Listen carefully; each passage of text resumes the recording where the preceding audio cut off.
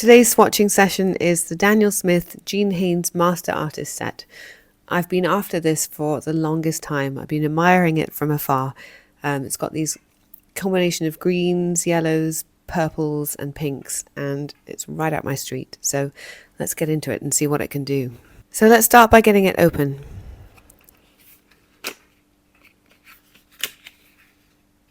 That's such nice packaging, getting all these colours up here, and then they fold around. So here it just looks like a tiny swatch, but then when you open it up you get the nice bigger stripe. I like that a lot. Okay, let's slide them out. Oop, and there's a sticker as well. That's quite fun. I love their logo with the cactus. That's just brilliant. So here are the colours. Let's see what we've got. We have got Cascade Green, Green Apatite Genuine, Opera Pink, Quinacridone Magenta, Imperial Purple, Nickel Azo Yellow, Aussie Red Gold, Moon Glow, Undersea Green, and Lunar Blue.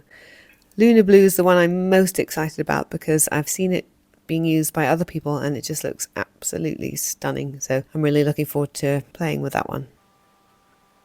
The paper that I'm going to be using today is 300 grams cotton paper from Amazon. It's handmade and it's got this lovely deckled edge and a bit of a cold press texture on it.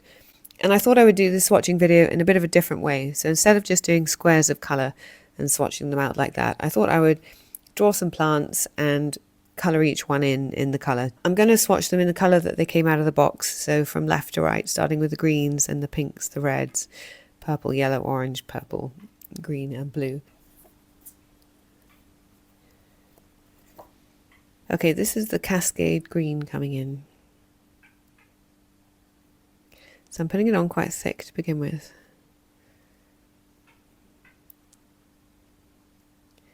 And then I'm just going to go around each leaf.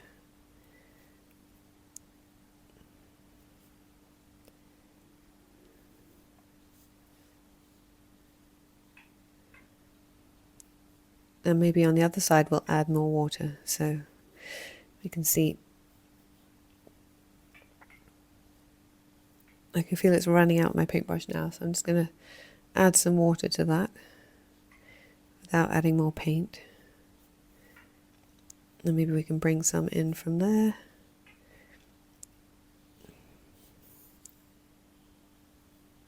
This has got some gorgeous blue separation granulation happening.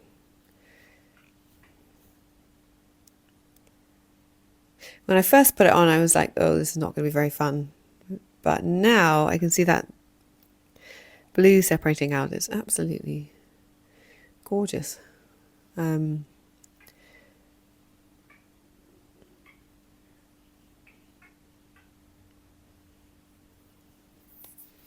even here on the plate, you can see it's kind of got this blue edge here. I love it when paints do that.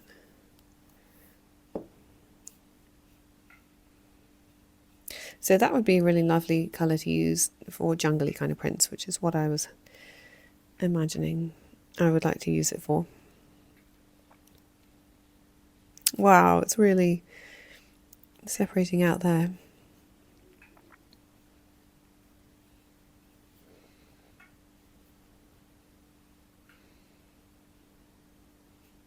Fun. So I'm already off to a great start with these paints. I'm loving them already. But look at that. That's amazing. It's just beautiful just as it is there on the palette. So that was the Cascade Green. Now we're going on to the Green Apatite Genuine. This one is a Primatech colour.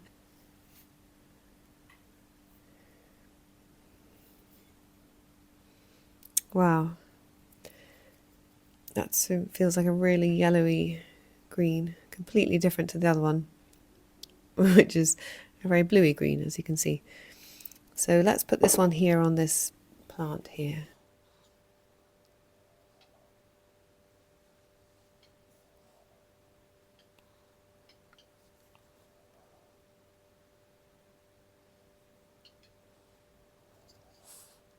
Some beautiful texture coming through on this textured paper, but it's not separating out in terms of colours like the first one, obviously because it's just got one pigment. Actually, I say that, but that's just not even true, because let me take you over to the palette a second. Look at that. That's got a really kind of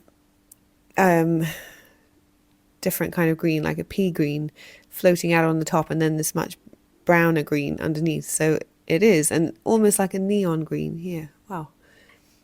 I don't know if you can see that. That's so cool. So I'm not seeing quite the same effect on the paper, but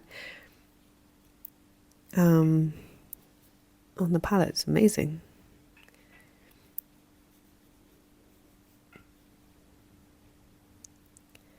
I do love these granulating ones and multi-pigment paints that just separate out.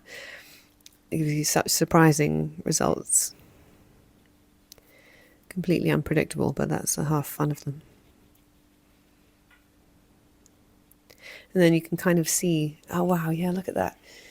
You can see there's almost touches of that neon, or not neon, but that, you know, that really bright green with the darker green, heavier pigments settling into the textures on the paper. That is spectacular. I was not expecting that to be so much fun. Love it. Okay, so next up, all right, this is going to be completely different. Here we've got opera pink, so going right away from the greens into this bright, bright, bright pink. Wow, look at that. That's such a great colour. Okay, let's do it.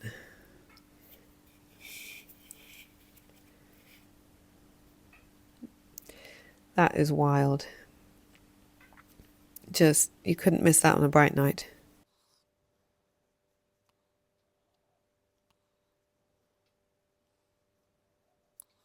The perfect colour for giving a bit of a pop to something.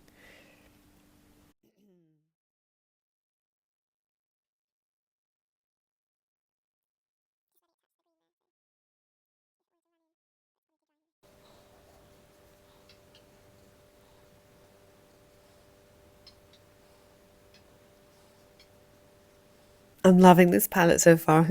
It's amazing. So let's see what else it's got in store for us. Quinacridone magenta. So here in the tube it looks like a dark kind of burgundy. So I have a feeling it's going to be much more interesting than that colour when we actually get it out. Ah, yeah, here it comes. Much brighter. That just looked too steady and too, I don't know, just dull on the colouring on the tube. But here it comes. Looks much nicer. So I'm just going to let it run, touch that hot pink if it wants to.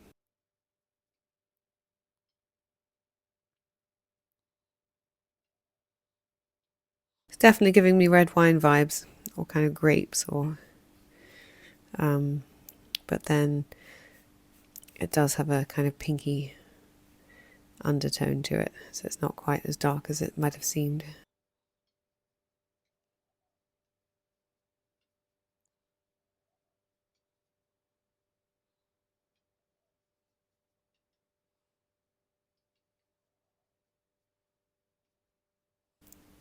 Okay, the next up is the Imperial Purple. That's squeezed out with quite a bit of gum arabic, so I'm hoping that it's going to mix up well and not be too gummy.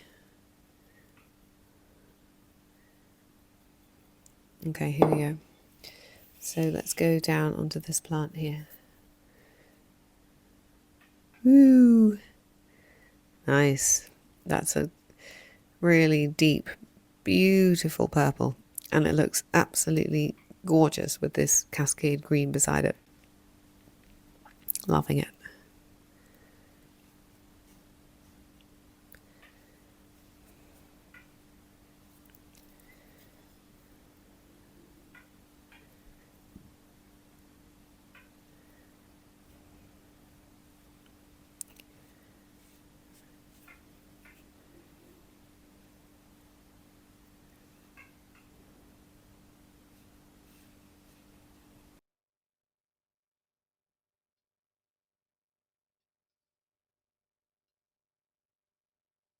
Oh wow, I tipped up the palette and look what happened.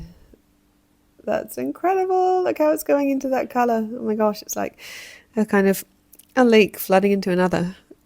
That is amazing, almost like a brain. So luckily I've just got one leaf left to paint on the plant. I don't need to go back dipping in there, but that's what happens when you tip your palette. The next one is the Nickel Azo Yellow, and I think I'll put it up here on the top. Wow, look at that. Gorgeous.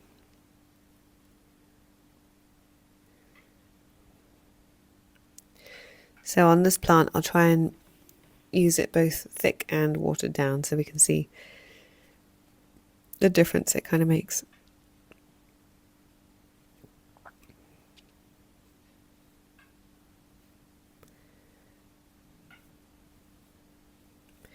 Getting much brighter towards the end where I've got less pigment on there.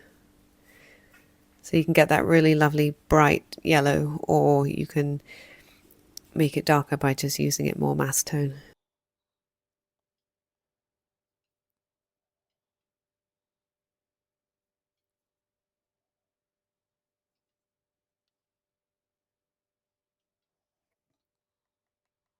Next up is Aussie Red Gold. Wow, look at that.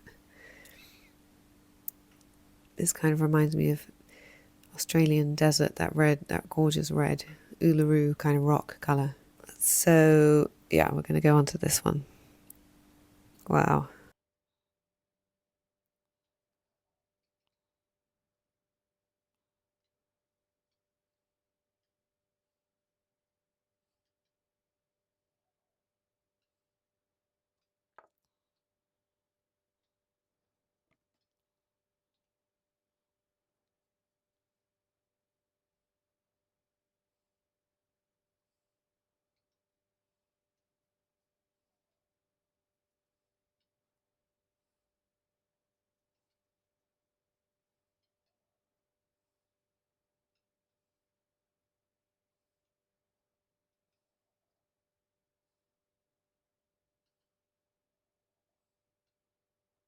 So again on that one, I tried to do the contrast between the much lighter, much more watered down version of the paint and then the much thicker, so you can see what kind of colour variation you can get. I think we're going to do the Moon Glow down the bottom, also because this is a kind of purpley one and it'll keep it closer to that purple so we can see the contrast.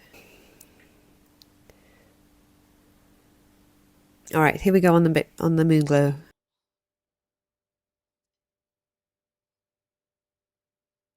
I love this colour. I've used this colour in a watercolour stick and it's beautiful.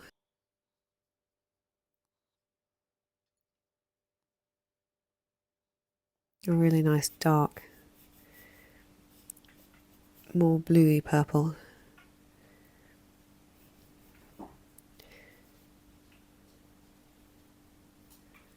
Completely different animal to that one.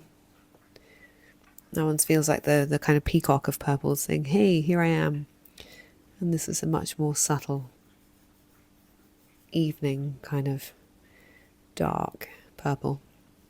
And here on the plate it's separating out with some blue and some red pinky colour.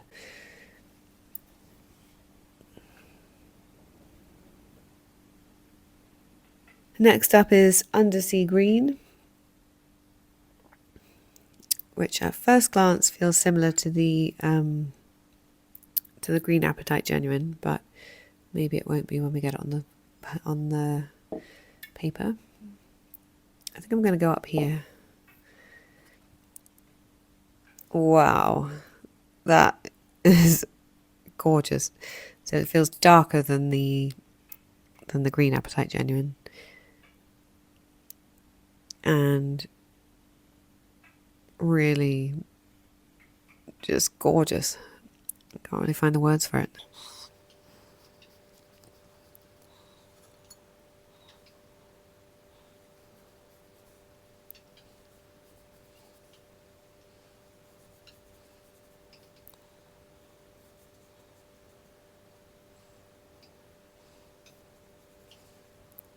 Beautiful. Wow. Once we're done with the swatching, I'll go over them more close up and we can have a look at what's happened on the pigments and the separation that some of them have got. The moment has come to do the lunar blue, looking like a nice grey blue navy kind of here on the palette and on the paper. That's why I liked it, because it's got that kind of, it's a bit like a sea green, you know, when the sea is like a dark, almost like a dark blue.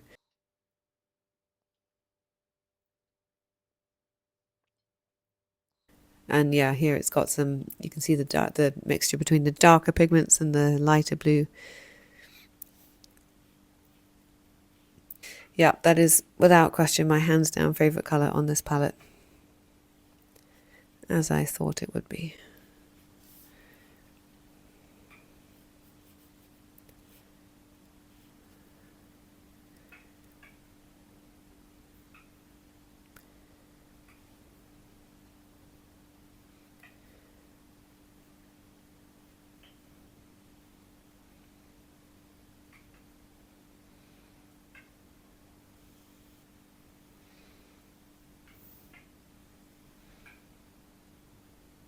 So there it is. My initial reaction is I would like to see less of those colours. I feel like they are either too big on my painting or just too bright for me. Maybe even that one, or yeah, no, I mean they're fine. I guess if I were going to look at something with these colours, I would want to see less of that and more of these greeny, bluey, purpley ones. That would definitely be how I would go in the future if I were going to do this again or use them in something else. But I'm loving the pop of the pink. Maybe these would just be like little highlights, little pops, rather than full on in your face. But let's now take the close-up view and go and see exactly what each pigment did. So here we are on the Cascade Green. This one is pigments PBR7 and PB15. And you can see it's got that gorgeous blue coming through. I need to hold my camera steadier. I was not expecting that at all, but that's really beautiful. Then we've got the, over here, this was the Green Apatite Genuine, and it was the pigment Genuine Green Apatite. It was the Primatech colour from Daniel Smith. All the darker pigment has settled in the troughs of the paper. So that's a really interesting effect and really quite marked effect. Even on these smaller branches where it hasn't happened so much. On some of the branches it's happened more, as you can see, and some of them less so, but it's still quite a marked effect. So then we're moving on to the Opera Pink, and this one is PR122. So obviously it's just one pigment, so there's not much separation, well, not any separation, but it's just this incredible pink pop. The next one is the Quinacridone Magenta, the PR202, so just one pigment, and there's no separation of colour obviously, but some beautiful shades of magenta in there. Very reminding me of grapes a lot. Here we're on to the Imperial Purple. This is PV19 and PB29. So a mixture of two pigments, but I'm not seeing that much separation of colour. But just a really beautiful, deep purple colour that I imagine seeing on a peacock. Loving that one. The next one was the Nickel Azo Yellow, which is the PY150. So if you wanted to get some darker kind of yellow, you could just use it more thicker and much more translucent to get that gorgeous yellow. Okay, so this one is the Aussie Red Gold, and it seems to be a mixture of three. So it's got PY83, PR101 and PV19. Next up we had the Moon Glow, which is down here. This is PG18, PB29 and PR177. I'm loving that. It almost feels like velvet in a paint colour. It just has got this really rich, gorgeous rich colour with a really subtle undertone of pink coming through in the middle. Absolutely love it. Then we had Undersea Green, which is up here, PB29, PO48 and PY150. And there's some really lovely changing in there, granulation and colour shifting. And then onto my favourite, the Lunar Blue, which is made up of PB15 and PBK11, with some really gorgeous granulation here. And that beautiful sea blue colour.